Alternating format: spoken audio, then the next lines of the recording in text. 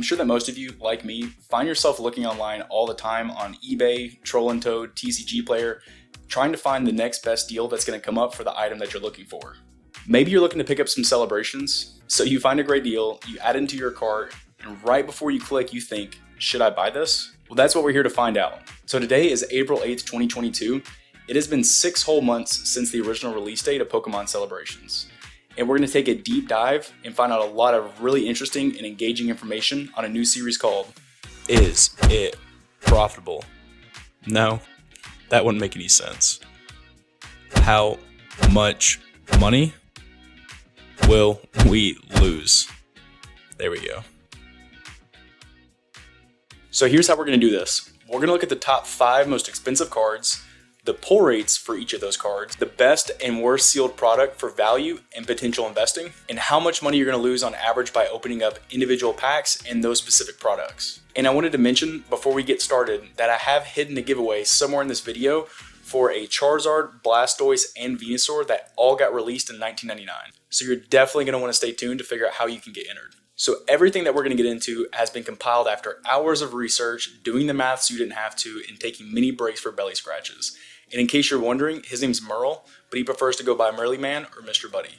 So for the first sample that we're going to be using to calculate all this, it's going to be from 3,385 packs. The second sample is going to be from a sample size of 541.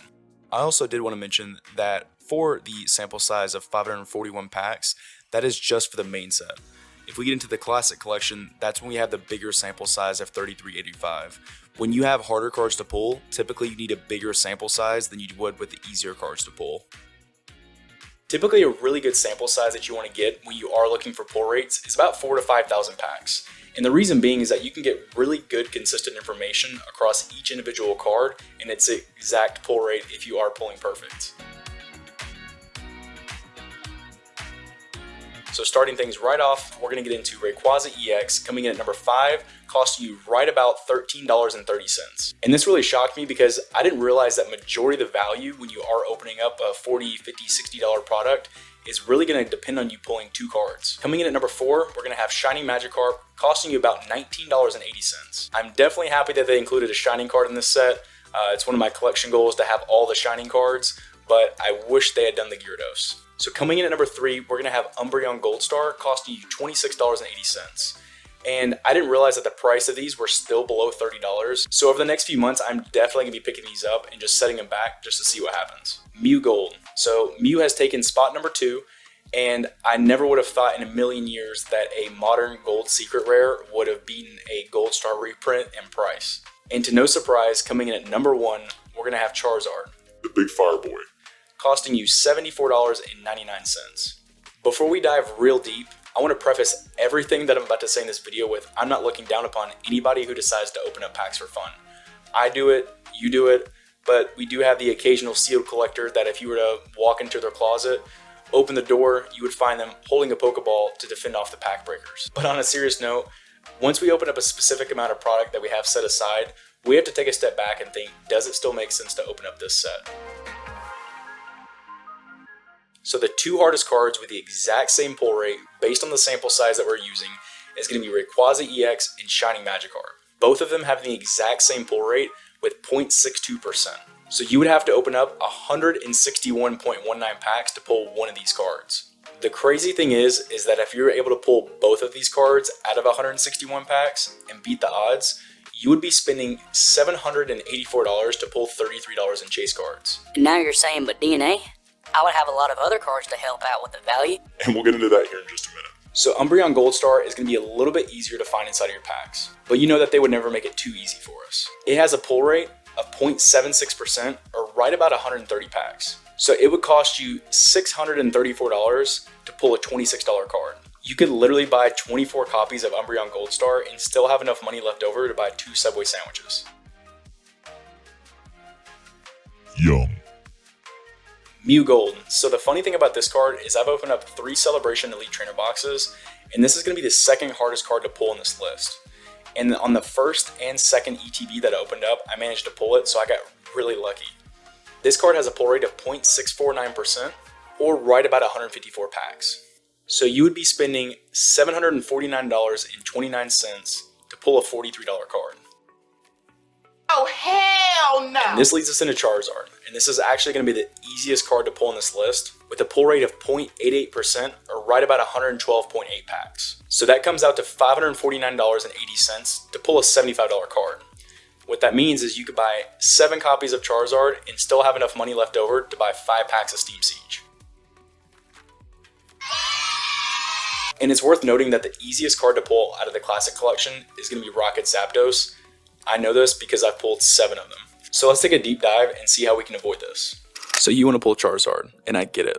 Or you don't, and you are like me and you think that Charizard is overrated. Oh shit! But we're going to use this example anyways. So you want to pull Charizard, and this is you, the most respected collector in the entire Pokemon community. Wait a minute. That's not right. This is you, the most respected collector in the entire Pokemon community, and you didn't get here by opening up all of this bulk. You got here by being the very best, like this guy. So when you find yourself looking in the mirror and asking, how did I become the very best? You got here by always remembering to Fanny. F, FOMO, don't have it. A, always keeping your collection goals as isolated and concise as you can.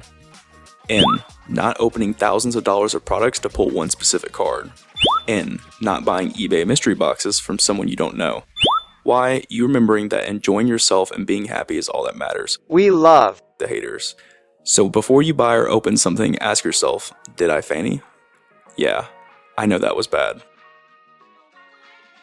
Getting into the product now. So I used the cheapest prices that I could find online for all these products. I only included shipping in the prices whenever you couldn't get free shipping after spending a certain amount of money. But regardless, it still was the cheapest price I could find online, even if we had to add in shipping.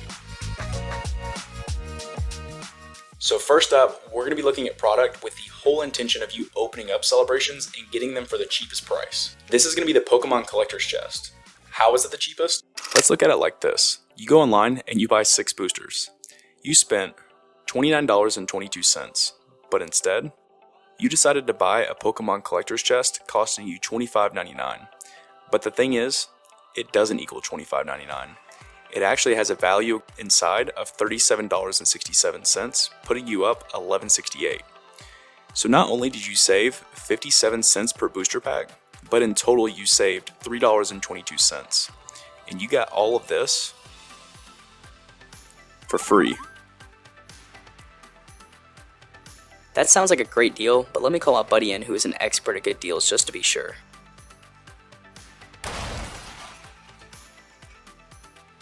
So next is going to be product for pure value. So best bang for buck. Even if it means when we're calculating this up, we have to include this Dragapult binder that none of us really want. So this product for pure value is going to be the Prime Collection. And it's worth noting, if you couldn't tell by the name, this was an Amazon exclusive product.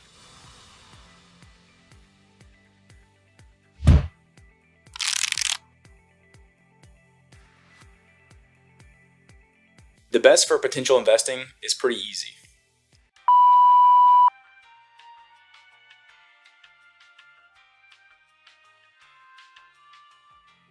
Going off the SM Pratt, older, rare, minter better, emphasis on the rare here, I would say the Ultra Premium Collection, the Charizard Sylveon GameStop exclusive, or the Pokemon Center ETB. The best for long-term value is probably going to be the UPC, and I really want one of these in my collection, but I can't muster up the courage to buy one just because you can get these specific products for the same price.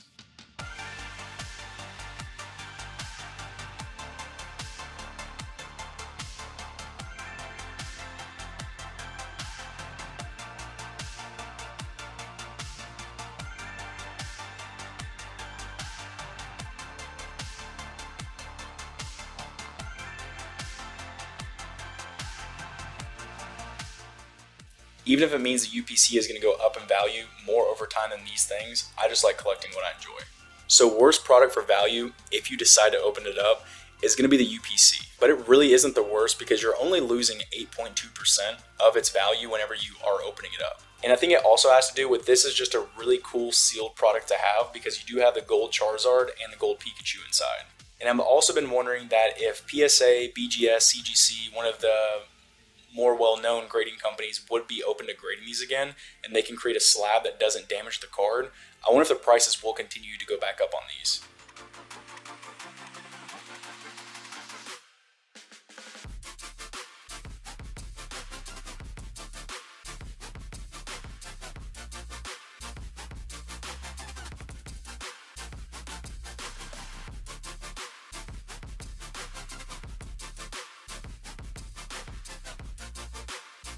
So here's how you will get entered into the giveaway.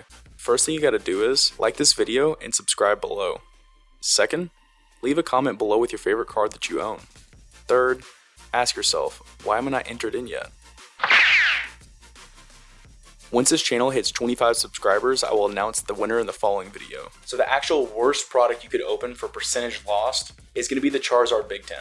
So when you crack the seal on this product, you're losing 24% of its value immediately, meaning that you lost $12.11 on a $49 product.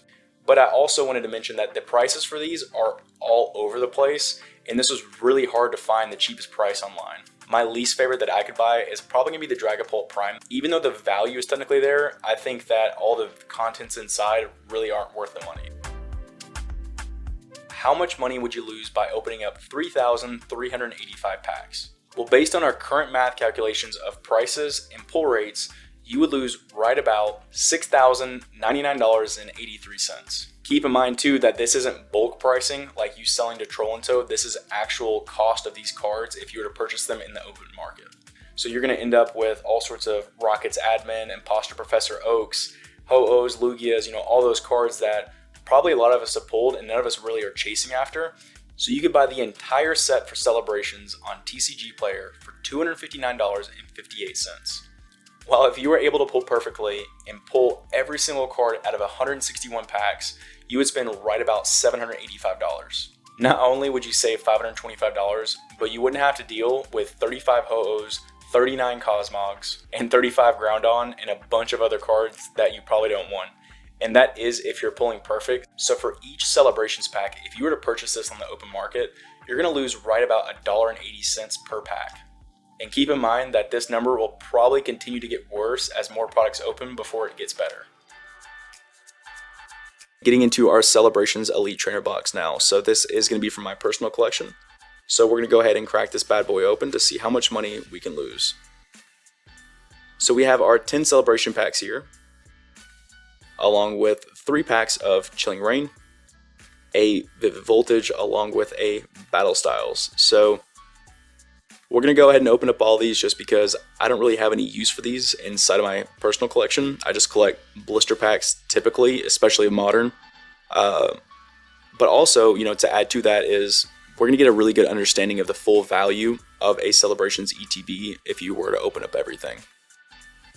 And this is probably going to be a hot take, but my favorite set out of these 3 is probably going to be Battle Styles just because I really do like those Urshifu cards. And I think it's got a good, theme to it. I know it gets a lot of flack. It feels like the Steam Siege of modern day, and we have a Cherrim Hollow. So Vivid Voltage here. This set's a little bit bittersweet for me just because I really did want to open up a lot of it during the Logan Paul hype boom that was going on when everything was inflated. But I think that paying $200 a box, I think I saw a case at one point going for like $1,400, just was not worth it. And we have a Lucario. So Chilling Reign. So people seem to hate this set. I think on SM Pratt's video, and I've seen several other videos where people talk about how it's like the worst set of modern day. I think it's pretty great, and I've actually pulled a lot of great cards from it. Speaking of Ice Rider Calyrex V. So I actually don't have this card. We're going to go ahead and add this to the collection, or to the binder rather, whenever we are done recording. But if I had to pick one card out of Chilling Reign that I haven't pulled that I want, it's probably going to be that Galarian Slowking V, the alternate art by Komiya. That card is incredible. It's probably one of the best modern cards. But one full art out of 5 packs, we really can't complain there. So let's get into Celebrations. And I am really hoping that we are able to pull a Charizard, Shining Magikarp, Umbreon Goldstar right after we get done talking about how difficult they are to pull. I think that'd be very funny and ironic. But, at the end of the day, it is just based purely off of luck and chance. And those cards are expensive for a reason. It's because they are really difficult to pull. So we have a Zamazenta V. But one of my, collection goals with Celebrations is, one, to have a binder of it. I think I lack like 4 or 5 cards to complete the set. But I want to collect all these cards in a PSA 10. So we have an Imposter Professor Oak. It's nice. I think that's the second least valuable card on the Classic Collection list. I think it goes for right about a quarter. But yeah, no, I'm going to submit a bulk Oh my god, another Rocket Zapdos. I pulled like 8 of these cards, I swear. And slide and get a few codes. Lugia and Ho-Oh, Professors... Didn't get any of him in the first thing, now we're just getting bulk.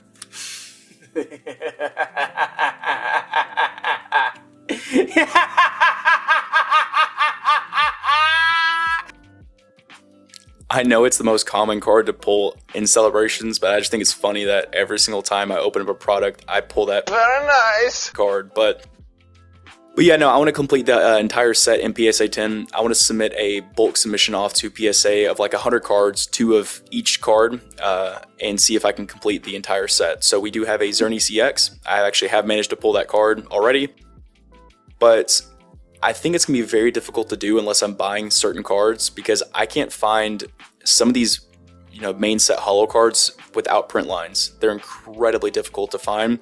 It seems like almost all of them have print lines, but I have managed to set 1 or 2 back of each of them that I have found in great quality. So hopefully I can complete that within the next 2 or 3 years.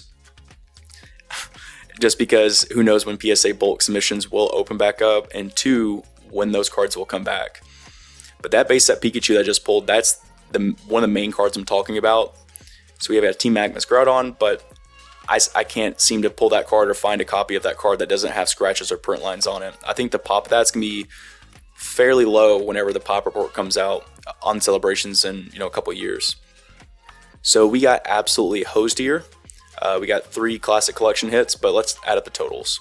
So out of our main series expansions, we managed to pull $11.79 in value, $7.98 of that being the Ice Rider Calyrex V Full Art. Out of our 10 celebration packs that we did open, we managed to get $17.85 in value.